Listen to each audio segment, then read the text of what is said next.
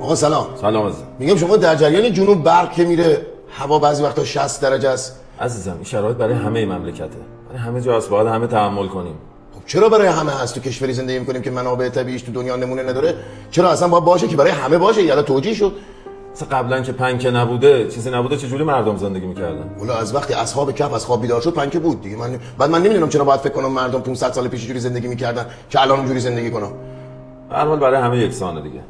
برای همه یکسان نیست. چرا منطقیه که تهران برق نمیره؟ خیلی از مسئولین عزیزمون اونجا زندگی میکنن و مهمه که اونها برق داشته باشن بتونن کارهای شما رو انجام بدن. خیلی سیاه‌نمایی میکنی. چیکار کنم؟ قرار شد اگر نمیتونید راجع به خوبی‌های مملکتمون حرف بزنید خفه شید. خب باش، پس راجع به خوبیاش صحبت می‌کنم.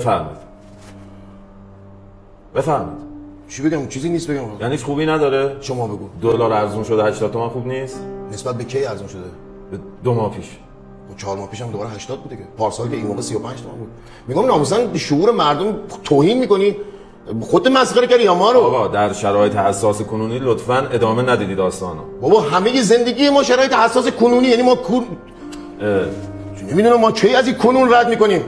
میگم ناموسن بعضیاتون بلد نیستین خدمت کنین به مردم، بلدین که دهنتون رو ببندین بشینین تو خونتون. میای 15 میلیارد پول تبلیغات میدی، 20 میلیارد پول تبلیغات میدی که به مردم خدمت کنی. خب 15 20 میلیارد بده به خود مردم، به اونایی که نیاز دارن، دست و پاتم ماچ میکنن. میدونی با 15 20 میلیارد چند نفر میتونن، چند تا خانواده میتونی نجات بدی؟ یه روز نشده من از خواب بلند شده باشم بدون استرس. و من چه گناهی کردم توی دوره‌ای دارم زندگی میکنم که نمیتونم برای 2 هفته دیگه برنامه‌ریزی کنم؟ ولی ناموسن میدونی که برق تو جنوب میره هوا 60 درجه از مردم ذوق میشن.